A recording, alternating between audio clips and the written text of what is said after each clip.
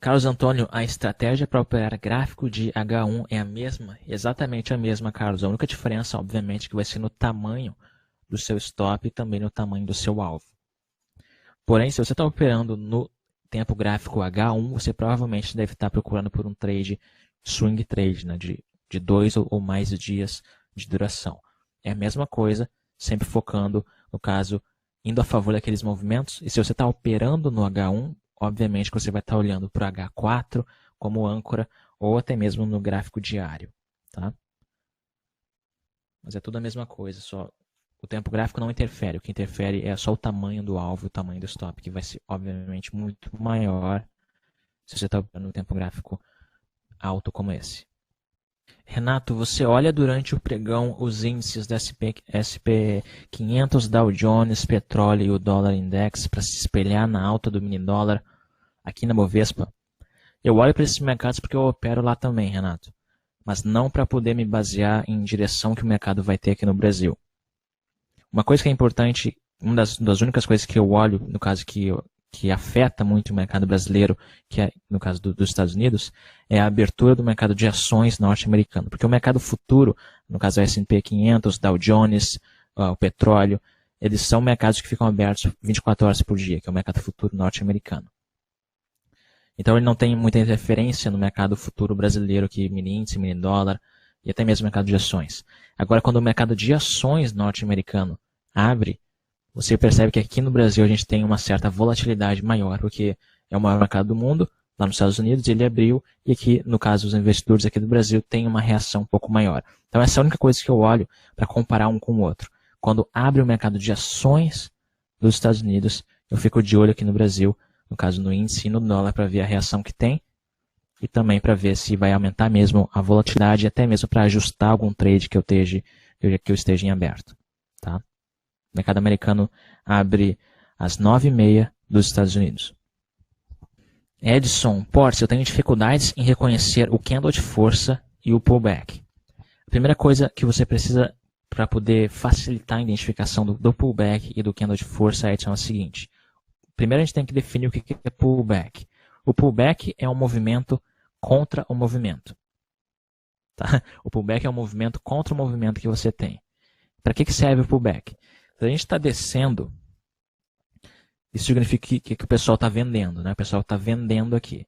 Eles estão então com operações de venda em aberto, eles estão do vivo lá naquela tela lá deles. Eles estão vendo que estão ganhando dinheiro. O que significa o pullback?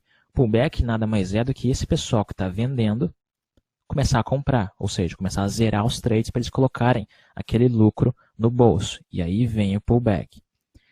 Então, a primeira coisa para você reconhecer o pullback, o que você deve fazer? Você deve primeiro identificar o movimento que a gente está tendo. Né? Porque se você não sabe para que lado que a gente está indo, qualquer coisa vai ser um pullback. Então, como que a gente faz para identificar o movimento e a tendência que a gente está tendo? Muito simples. A gente quer ver a estrutura que o mercado está tendo. Um mercado baixista, um mercado que está descendo, a gente tem topos e fundos mais baixos. Tá?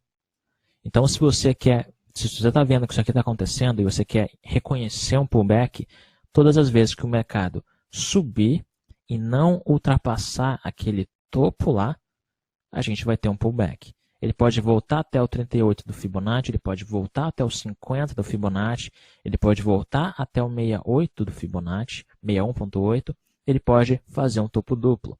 Até aí tudo bem, a gente está tendo um pullback. Quando ele ultrapassar isso daqui, ele já não é mais um pullback, é uma reação um pouco mais forte do mercado. Também não significa uma reversão do preço, é importante notar isso. A reversão do preço só acontece quando a gente tem aquele movimento lá, e a gente volta e deixa um fundo mais alto. Começa a fazer aqui, então, a reversão dessa estrutura. Tá? Então, primeira coisa, a sua dúvida é sobre como reconhecer o pullback. A primeira coisa que você tem que fazer é isso. Você tem que saber o que é um pullback. É um movimento contrário ao movimento. E como que você reconhece ele, então? Você tem que identificar o movimento que a gente está tendo. Após isso, você vai ver o movimento contrário àquele movimento. Quando a gente começar a subir, a gente sabe que está descendo, o movimento é de baixa. Então, quando tiver um movimento contrário, quando começar a subir, isso daqui é o pullback. Desde que ele não passe daquilo ali, a gente ainda está em um pullback. Após isso, muito simples. A gente sabe que o mercado está descendo. Você está vendo o pullback. Qual que é o próximo passo? Cadê o candle de força? A gente está vendo que o mercado está descendo. Estamos vendo um pullback. Não pode passar dali. Estamos vendo o pullback. Candle de força, muito simples. Obviamente que vai ser um candle de força vermelho a favor desse movimento. A partir disso, sinal de venda, stop, alvo. Tá? Então, para reconhecer, é isso. É bem prático e bem direto. Você só consegue reconhecer algo se você sabe para que lado que a gente está indo. E a partir disso, apenas define aqueles topos para não ultrapassar eles. E após isso, você apenas vê o candle de força. Elton, poderia me mostrar se no dia 9 de novembro, no dólar, no período da manhã, era uma reversão de tendência? Qual tempo gráfico, Elton? Como saber para que lado que a gente está indo na abertura do pregão dólar na sexta-feira?